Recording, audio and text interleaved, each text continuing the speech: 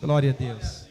Gênesis capítulo 12, verso 1 ao verso de número 9. Glória a Deus. Eu fico pensando às vezes em algumas questões da vida e a gente vai buscar na palavra de Deus respostas para as coisas que a gente vê acontecendo conosco e com outras pessoas. E eu tenho tido algumas interpretações da palavra de Deus, eu quero compartilhar com você nessa semana. Abra aí bem forte a sua Bíblia, não rasgue a folha, mas abra aí no capítulo 12, verso 1 ao verso 9. Glória a Deus. Glória a Deus. A hora que você encontrar, eu quero que você diga um amém bem forte. Obrigado, Flávio. De vez em quando tem uma voz potente no meio da congregação, né? Amém? Acharam aí? Olha só que gostoso.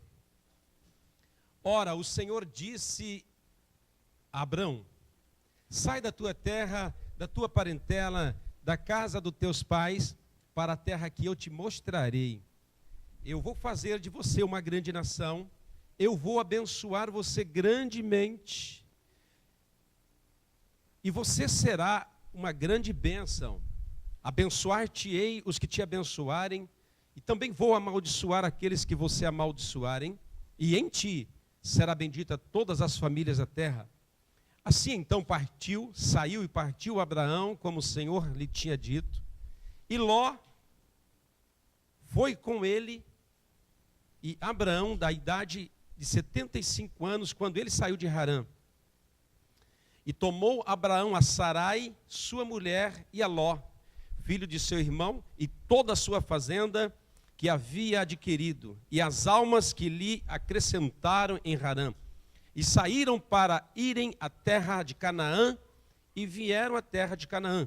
E passou Abraão por aquela terra até o lugar de Siquém, até o carvalho de Moré, e estavam então os cananeus naquela terra. Fecha seus olhinhos e ore conosco. Pai querido, nós te damos graça.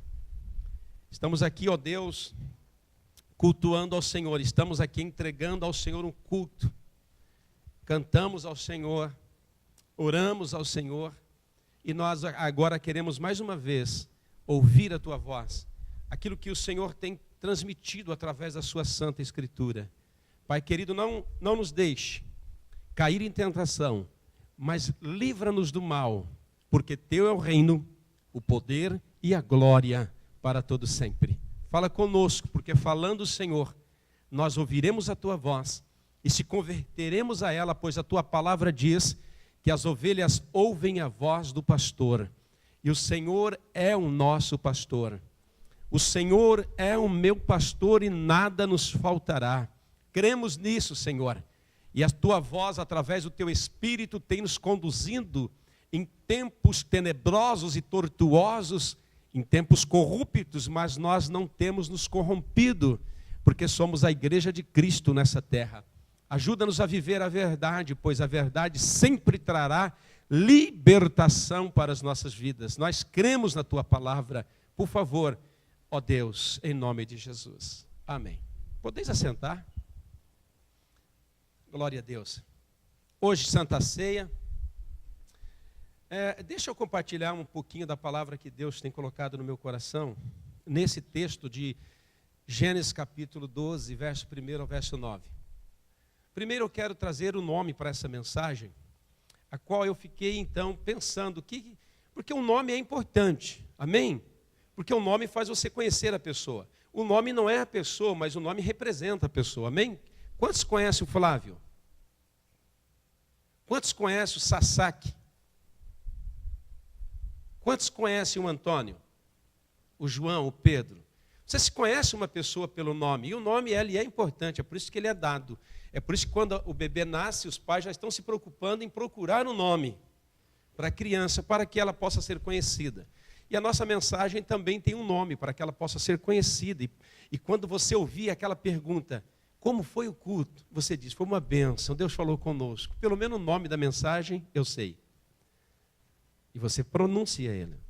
Então o nome da nossa mensagem é assim, ó: não se perca no momento da conquista.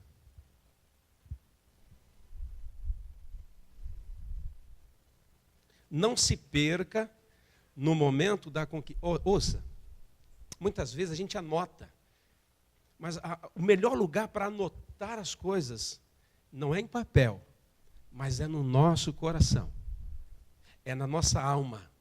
O salmista diz assim: escondi a tua palavra no meu coração para que eu não peque contra ti. Então, preste atenção nisso, não se perca no momento das conquistas. Você sabe que são nos momentos de conquista que a gente se perde? Sabia? Ou não?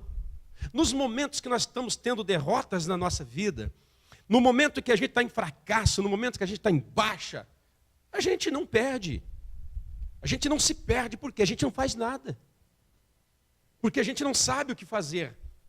Mas um dos momentos que a gente mais se perde na vida cristã é no momento que a gente começa a galgar novos caminhos e começa a conquistar coisas. Eu tenho vários amigos pastores que se perderam quando começaram a conquistar uma igreja grande, quando começaram a conquistar um capital maior para administrar, uma quantidade de gente mais seleta na igreja. E isso não acontece só com pastores, acontece com cada pessoa, no mundo secular e no mundo religioso. Então, diga para o teu irmão, não se perca no momento da conquista. Amém? Preste atenção comigo nessa introdução. Preste atenção comigo.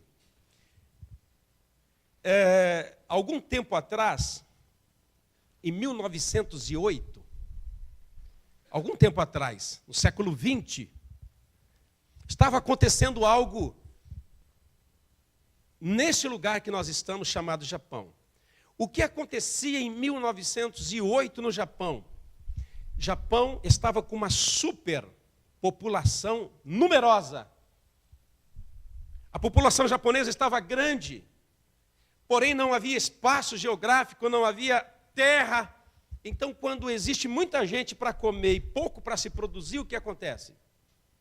Começa a haver pobreza, miséria. Então o Japão começou a ter um momento de miséria, porque eles não sabiam o que fazer com tanta gente aqui nesse lugar. Preste atenção comigo. Mas o que estava acontecendo no Brasil, em 1908? O inverso. Brasil com tanta terra, os portugueses desbravando a terra. O Brasil já era conhecido como Brasil. As terras inabitáveis, as fazendas dos fazendeiros com capacidade de produção e reproduzir alimento, mas não tinha mão de obra para tocar a lavoura. Então, inicia-se um acordo, que eu digo celestial, porque Deus ele tem os seus projetos, os seus propósitos. Então, um acordo é afirmado entre Japão nessa época e Brasil. Qual o acordo? Mande a mão de obra, porque nós temos a terra para produzir. 1908, desce então, nas regiões paulistas, o primeiro barco desembarca com 781 almas japonesas para trabalhar na lavoura no Brasil.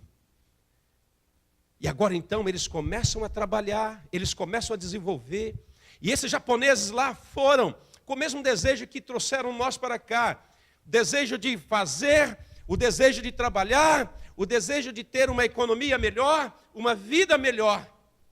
E eles trabalharam, eles fizeram, cresceram, a colônia japonesa no Brasil se fortaleceu. Mas, olha só, em 1980, nesses meados de 80, está acontecendo outra coisa, que eu digo que é coisa de Deus. Está havendo outra imigração, mas agora não é para o Japão, agora é do Brasil para o Japão. Em 1980, então, começa a vir as primeiras pessoas para a pátria nipônica. Japoneses que foram, não regressaram. Os japoneses que foram, alguns vieram a passeio, mas nunca mais voltaram para realmente residir no Japão. Mas no meados de 80 começa a haver uma imigração, porque o Japão cresce, a economia cresce, e agora o Japão começa a precisar da mão de obra que outrora enviara para outro país. Então começa a vir a primeira classe de japoneses, chamado os seus Isseis. Tem algum Issei aqui? Tem algum Issei? Ninguém. Mas só vinha Issei, que era filho de japonês. Quem é filho de japonês aqui? Seu pai é Issei, Cláudio? Isso. Começa a vir então os Isseis, filhos de japoneses. E eles começam em 1980, começam a trabalhar. A mão de obra ela é escassa no Japão. Então começa a se abrir a porta para os Nisseis. Tem Nissei aqui? Que são filhos de Issei. Que é a segunda geração que muitos nós entramos. Mas não para aí, vem a terceira geração. A terceira geração de japoneses chama qual? Sansei. Mas não para por aí, nós estamos na quarta geração que chama o quê? Yonsei. E eu que não sei. Nesse embarque, nessa imigração, veio gente como eu, casado com o Nissei, que entrei e estou aqui. Por isso que tem brasileiro hoje com essa cara minha aqui, amém? Amém ou não amém? Eu vim trazer um pouco de diferença para o Japão. Então o que está acontecendo? Está havendo uma imigração ao inverso. Aí eu quero te fazer uma pergunta nessa introdução. Será que tem alguma coisa celestial nisso? Será que tem algum propósito de Deus nisso? Será que tem uma direção de Deus nisso tudo que eu não sei? Porque Deus, ele é como um avião. Quem está no avião, quando vai nas altitudes maiores, o que ele vê embaixo? E nós que estamos aqui, aonde estão as nuvens para nós? Em cima. Então, quando você está de avião, você vê que, puxa, olhando daqui as coisas são diferentes. Olhando daqui as coisas grandes ficam pequenas. Então Deus, ele tem uma visão geográfica muito mais grande que a nossa. Ele consegue ver tudo e nós nada. Mas nós estamos num projeto de Deus. Nós estamos num plano de Deus. Nós não estamos aqui simplesmente para garimpar numa terra. Apesar que o que nos trouxe aqui foi isso. O garimpo japonês, o dólar, o ouro, a prata. Mas isso não quer dizer que Deus não tem um propósito nas nossas vidas aqui, como também tinha um propósito na vida dos imigrantes japoneses ao irem para o Brasil. Nós estamos aqui diante de um quadro interessante, porque Deus pega um homem comum. Um dia acontece o seguinte, o pai da família, chamado aqui o Terá, ele resolve ir para Canaã. Ele resolve fazer uma mudança de cidade. E a Bíblia diz que ele sai de Ur dos Caldeus a destino a Canaã, mas ele para em Harã. Em Harã se estabelece, ali gera os filhos se casam. E Deus então vai chamar agora um dos filhos, porque Terá já estava morto. E Deus então chama Abrão e diz: Abrão, eu quero levar você para onde vocês estavam indo, que é a terra de Canaã.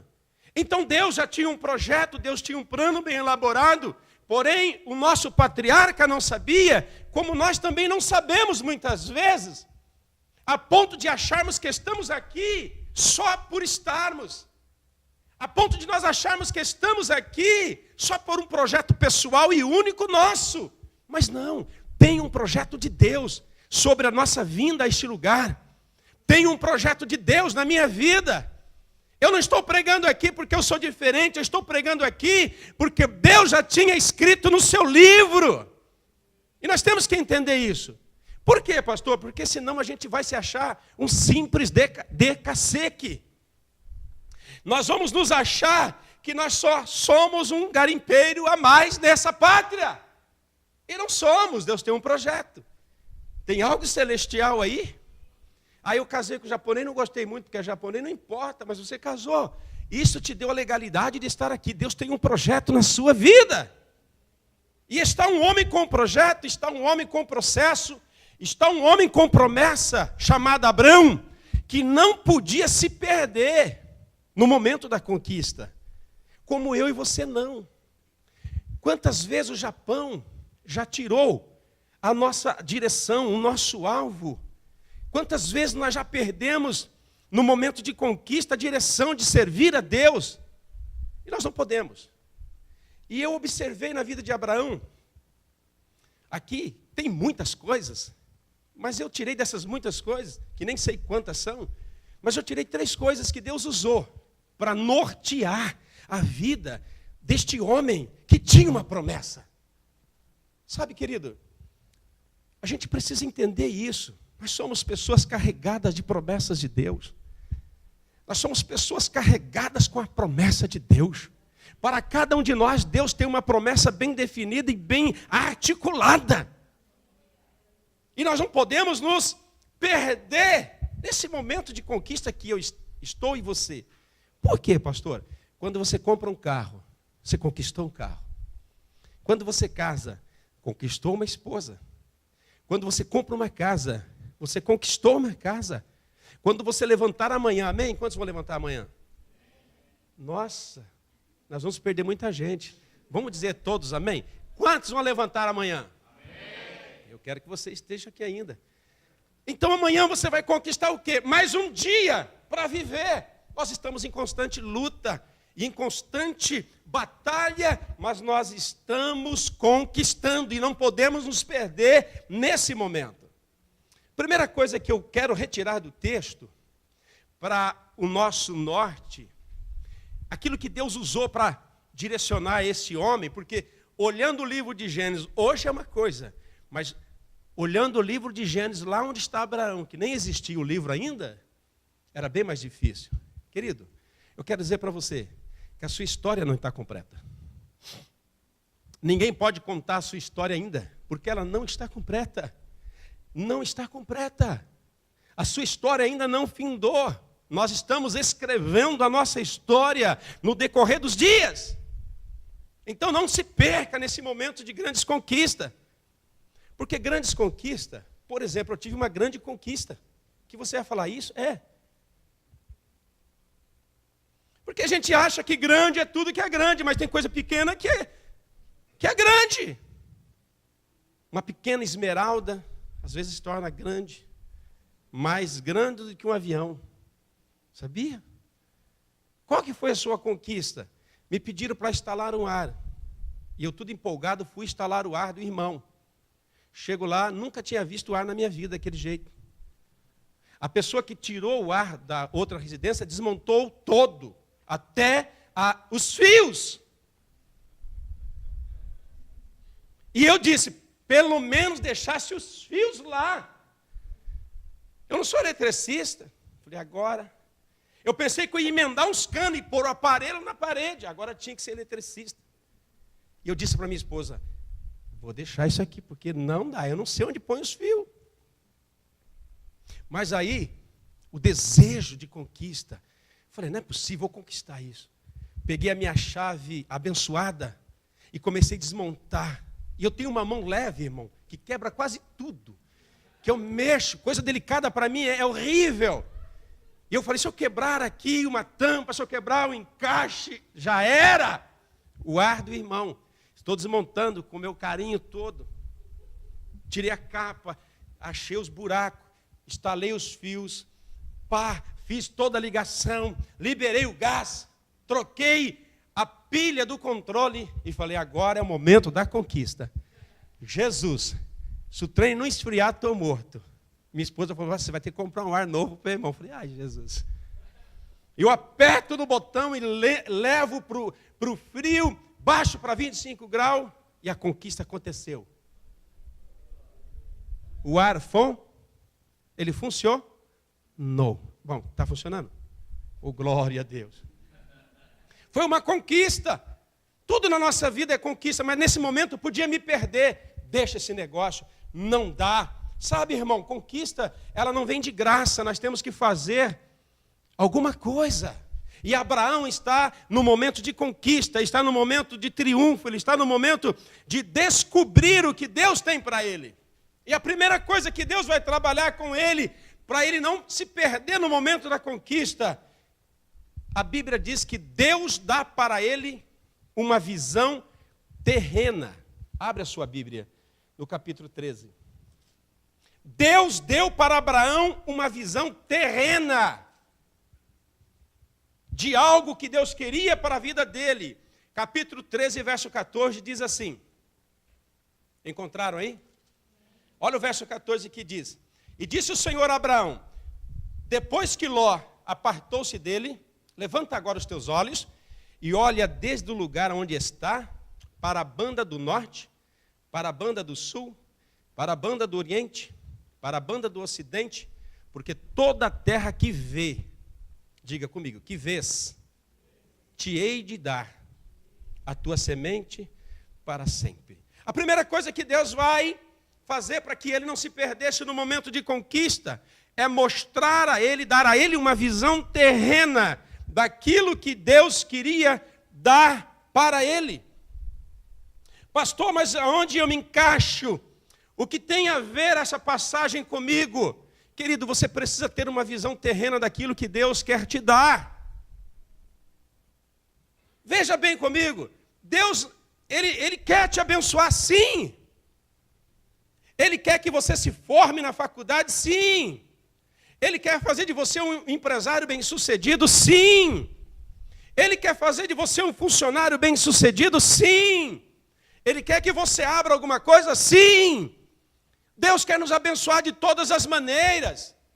É claro que a bênção, Ele não vai construir uma bênção, Ele quer que você trabalhe para que você veja a potente mão de Deus te agindo na sua vida e te ajudando. Então Deus dá uma visão para ele. Olha para o norte, olha para o sul, olha para o leste, olha para o oeste. Tudo que você vê, eu te dou. Querido, você precisa começar a olhar para você e ver você com grande capacidade. Você precisa se ver com uma pessoa que Deus levantou para realizar grandes coisas. O que me frustra na minha vida ministerial é quando eu começo a me ver de uma maneira que me joga para baixo. E Deus não quer isso. Deus quer que nós projetemos, sim, uma igreja grande. Deus quer, sim, que nós melhoremos cada dia mais. Deus tem, sim, muitas almas para nos dar. Deus tem, sim, melhores empregos para te dar. Mas você tem que ter uma visão terrena daquilo que Deus quer te dar. Porém, não é só isso. Ele olhou para os 4 direções e viu a terra. Deus só vai te dar aquilo que você tem capacidade de ver. É por isso que a Bíblia nos diz que tem muitas maneiras de ver. E uma delas é ver aquilo que Deus está mostrando. É ver como Deus vê as coisas. Por que Deus mostrou para ele? Porque Deus sabia que se Moisés não visse, ele não conquistaria. Ai, pastor, eu quero tocar um violão. Se veja tocando o violão. Se veja no púlpito cantando, louvando ao Senhor. Porém, não para aí. Nós estamos numa pátria que Deus tem um projeto celestial nas nossas vidas. E nós temos que começar a ver o Japão como um campo missionário. Nós temos que começar a ver o Japão como uma terra que Deus nos deu. E muitas vezes nós estamos aqui. Ai, esse país, misericórdia, é só trabalho. Ai, esse país é só isso. Sabe, irmão, Deus quer mostrar para você nesse culto que Deus não te trouxe só para isso. Deus te trouxe para cá para realizar através de você grandes feitos nessa pátria, nessa cidade. Deus te trouxe a essa igreja para que Ele possa te mostrar essa igreja como uma porta de libertação, de salvação para a sua vida e para demais vidas. O problema hoje é quando a gente não consegue ver aquilo que Deus quer mostrar. E Deus, para nortear Abraão, olha para os 4 direções. Tudo isso que você consegue, eu vou te dar. O que você consegue ver na sua vida? Você consegue ver o maior chefe da Embraer, da Mitsubishi? Será que como igreja nós conseguimos ver esse lugar pequeno de tantas pessoas que vão vir? Será que como família você pode ver a sua família com uma família abençoada. Sabe, irmão, nós não vamos conseguir grandes coisas se nós não conseguimos ver. Deus não trabalha assim. Deus não trabalha assim. Quando você vai a nível ministerial, a nível de igreja, as maiores igrejas que existem hoje, eu conversei essa semana com um grande pastor do Brasil, e ele disse assim, uma das maiores igrejas hoje, no sentido, o local, a infraestrutura, aquilo que a igreja oferece, é a igreja de São José dos Campos, que é a igreja da cidade. Conhece a igreja da cidade? Um pastor de uma igreja que tem 6 mil membros falou para mim, olha, aquela igreja é uma igreja referência, estruturada, não só de pessoas, tem 18 mil pessoas, não só de pessoas, mas a infraestrutura que ele oferece. Mas por que o Carlito pai chegou lá? Míope, cego. Aonde o Senhor quiser me levar, me leva. Aonde o vento soprar, eu vou. Será que foi assim que ele chegou lá? Senhor, se tu tem algo grande para mim, faz, me dá, mande a garça trazer a minha bênção. Será que ele chegou lá cantando assim? Me jogaram no poço e eu não consigo sair. Mande o Nenoque jogar uma corda para me tirar. Será que ele chegou lá assim, irmão? Chegou? Como é que ele chegou lá? Eu perguntei, pastor, na sua visão, como é que essas igrejas chegaram lá? E ele disse para mim, porque eles conseguiram ver o que Deus queria fazer na vida deles. O que você está conseguindo ver na sua vida? Porque se você não se conseguir ver, se você não conseguir ver esse ministério que vai romper, não rompe.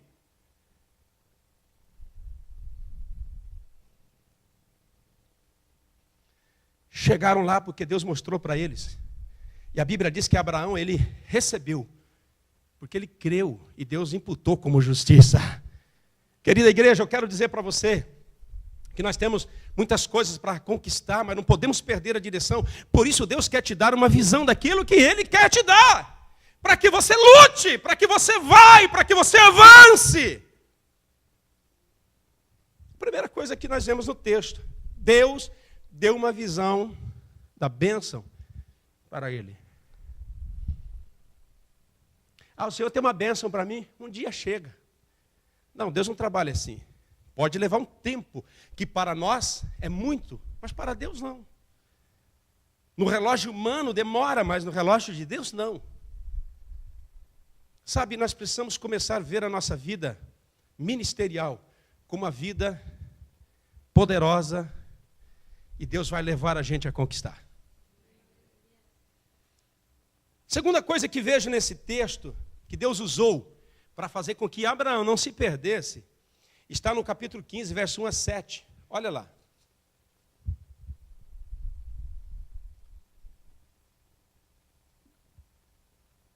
Acharam? Olha lá. Depois dessas coisas, veio novamente a palavra do Senhor em visão, dizendo: não temas, Abraão, eu sou o teu escudo, o teu grandíssimo galardão. Então disse Abraão: Senhor Jeová, que me há de dar? Pois sem filhos eu estou, e o mordomo da minha casa, que se chama Eliezer. Disse mais Abraão: eis que não tem dado semente para mim, e eis que o nascido na minha casa será o meu herdeiro. Eis que veio a palavra do Senhor a ele, dizendo: este não será o teu herdeiro, mas aquele que há de nascer de ti, você vai gerar, este será o herdeiro. Então se levantou, então levou para fora, e disse para ele: olhe agora para o céu, e conta as estrelas, se pode contar. E disse-lhe: assim será a tua. A outra coisa que Deus usou para nortear o nosso irmão, e vai usar para nortear a nossa vida, Deus deu para ele uma visão espiritual. olha para o céu, consegue contar? Claro que consigo. Uma meia dúzia, mas não todas. Assim será a bênção que eu vou te dar. Algo espiritual. Já não é mais norte, sul, leste, oeste. Podemos dizer que é quase infinito. Eu sei que as estrelas são finitas, mas é tantas que nós não conseguimos nem nomeá-las contando. Então Deus vai trazer a ele uma visão espiritual, porque o homem não pode somente andar pela visão natural. O homem de Deus, a mulher de Deus, não pode mais ser conduzido só por aquilo que vê aqui embaixo. Tem que ser conduzido por aquilo que está em cima. E Deus então vai resolver o problema dele, vai dar uma visão espiritual, e ele olha e diz, meu Deus, como que isso vai ser? E aqui, veja o que ele está dizendo para nós. Olha para a estrela, vê isso aí. Eu quero fazer isso na sua vida, isso vai ser grande. Sabe o que eu vejo aqui, irmão? No nosso contexto de vida,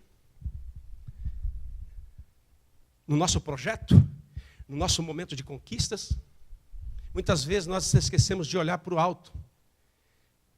E nós começamos a achar que é pela força do braço, começamos a achar que é pelos cursos que fazemos, começamos a achar que é pela capacidade, que é pela energia física que temos, que nós estamos conquistando, e nós tiramos os olhos do alto. Então o que Deus está falando para Abraão? Abraão, o que eu quero fazer com você, vem do alto, vem de cima, coisas que você não entende, mas eu vou fazer na sua vida. E Mateus capítulo 6, verso 33 diz, buscai primeiro o reino de Deus. Busca a sua justiça e outras coisas eu te acrescento. Deus está falando para nós, olha, cuidado no momento da sua conquista, no momento da sua formatura, no momento da sua formação, no momento em que você acha, agora vai mudar a minha vida, agora vai dar certo. Cuidado, porque muitas vezes você se perde. Você não pode tirar os olhos da visão espiritual. Deus está falando, olha, tudo na terra, eu que acrescento. Tudo na terra, é eu que acrescento. Buscai em primeiro lugar o meu reino, a minha justiça, a minha verdade.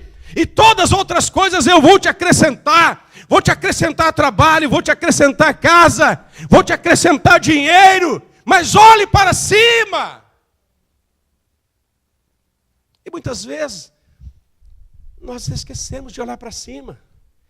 E Deus chama Abraão e diz, consegue contar? Não, assim vai ser a bênção que eu tenho que te dar, mas vai vir de mim. Não é pela força do seu braço, não é pela força do seu conhecimento, não é pela força da sua capacidade, que você acha que tem, é de Deus. Então cuidado no momento de conquista, para que não se perca, não tire os olhos do Senhor.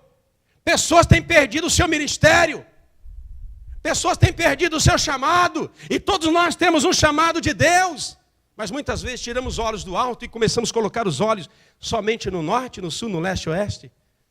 E Deus não tinha isso para ele. Deus não tem isso para você. Glória a Deus. Eu encontro gente ainda dizendo assim, eu não sei qual é o meu chamado, eu não sei qual é o meu ministério. Você conhece algum?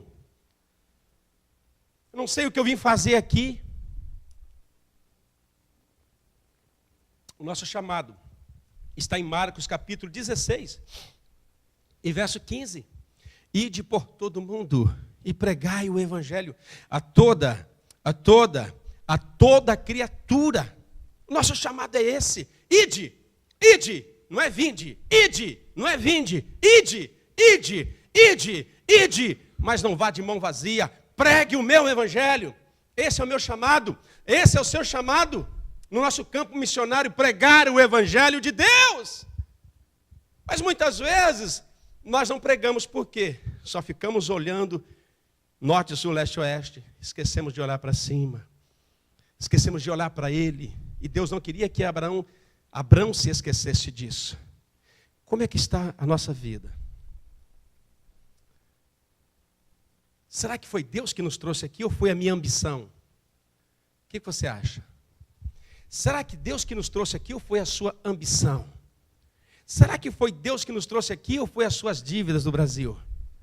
Será que foi Deus que nos trouxe aqui ou foi o seu desejo de conhecer uma pátria diferente? Irmão, talvez você é como eu que veio para pagar alguma coisa. Talvez você é como eu que veio para comprar uma casa. Mas eu quero dizer para você, o projeto de Deus é maior. Deus te trouxe aqui porque Ele tem um projeto na sua vida. E Ele quer que aqui, nesse lugar de momento de conquista, você olhe para Ele e não perca a sua direção. Não perca o seu chamado. Não perca a sua convicção. Não perca aquilo que Deus confiou na sua vida. Mas não para aí. Tinha muito para conquistar. Deus vai usar outro elemento para ajudar ele. E Deus vai usar isso no capítulo 17, verso 1 e verso 5, que diz assim: sendo, pois, Abrão da idade de 99 anos, apareceu o Senhor a Abraão e disse-lhe: eu sou o Deus Todo-Poderoso, anda na minha presença e ser perfeito.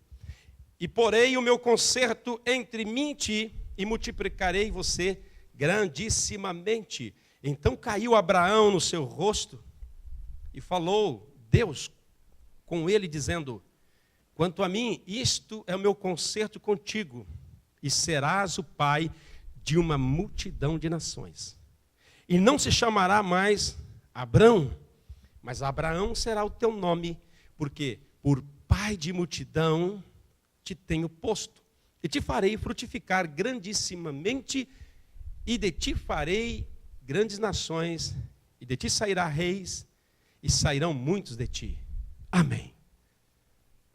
Outra coisa que Deus usou para ajudar ele a pegar a direção, e eu creio que ele vai ajudar a gente também nesse sentido, Deus trocou o nome de Abrão, ou Abraão, para Abraham. De Abrão, pai elevado, para Abraão, pai de muitas nações. E muitas vezes, é claro que há várias explicações. Há explicações do nome Abrão para Abraão em hebraico, mas não é minha intenção fazer isso. A minha intenção é retirar disso que Deus fez na vida dele, para nortear ele, para nortear a nossa vida. Por que Deus trocou o nome dele? Precisava. Pai elevado, pai de multidões. Tanto faz, o importante é que o Senhor realize, não é? Deus não é assim. Pensa comigo. Deus tem uma conversa com ele, muda o nome dele. Ok? Abraão, dorme Abraão, levanta Abraão, pai de muitas. E agora então, o servo dele fala: ô raiô, Abrão. Ele fala: Abrão não, Abraão. Abraham. Aí vem o outro: ô pai elevado, Abrão. Ele fala: não, calma lá, Abraão. Mas, ô pai, o senhor mudou o nome? Não, Deus mudou o meu nome. O que Deus está fazendo com ele? Ele precisava agora caracterizar a bênção na vida dele. Fazia 24 anos. Ele saiu de Harã com 75, agora tinha 99. Quantos anos? Tem quase 24 anos. E ainda não tinha filho. E ainda sua esposa já tinha acabado os dias. Talvez ele também não tinha muita força. Não comia asa de tubarão para pegar energético. 24 anos esperando que nascesse de Sarai um filho para dar descendência, para que a promessa se cumprisse. E agora Deus vem trocar o nome dele. Agora nessa etapa, Abraão, ele precisava olhar para ele e falar: eu sou Abraão. Deus vai fazer através de mim grandes coisas. Deus vai realizar os seus sonhos na minha vida e através da minha vida. E por que isso é importante para nós? É importantíssimo, porque nós vemos crente, ainda hoje, você pergunta para ele: você vai para o céu? Não sei. Você conhece algum? Eu chego numa igreja anos atrás, santa de Deus. Espera lá, pastor. Santa não, eu peco que só. Você é santo ou não é? Será que o problema não está acontecendo em nós? Nós não estamos caracterizando a bênção de Deus na nossa vida? Somos salvos ou não somos?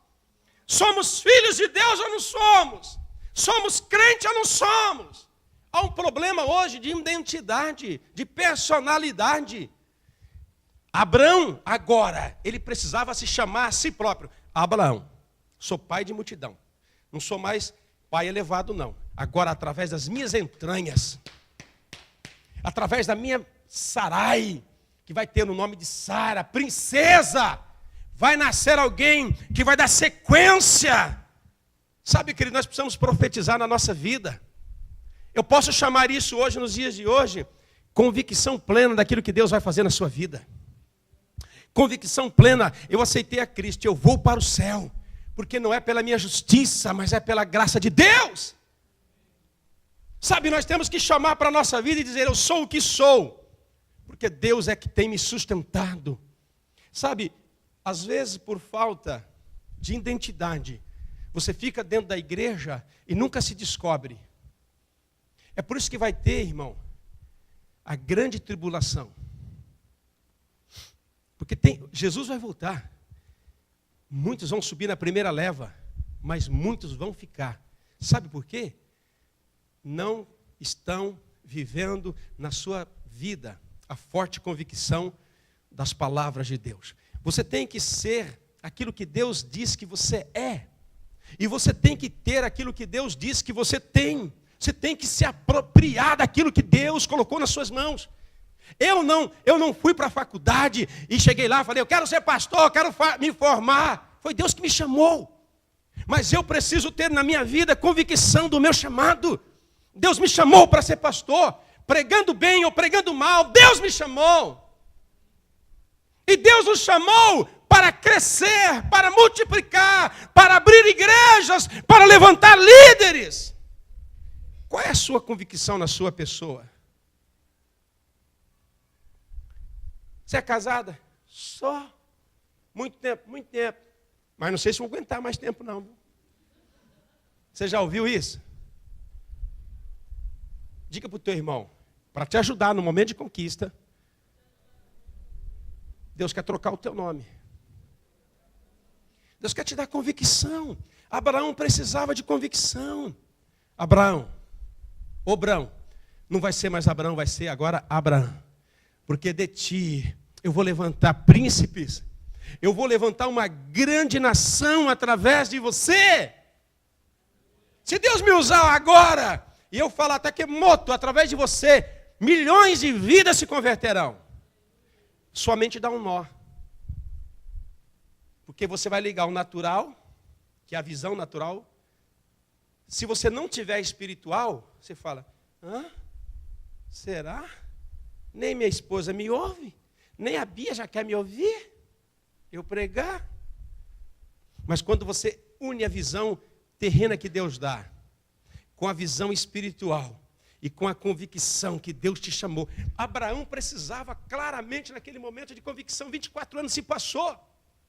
Não conseguiu engravidar nem a mulher dele. Engravidou a Agar, egípcia. Nasceu Ismael. Mas não era através de Ismael. Era através de Isaac que vem a descendência.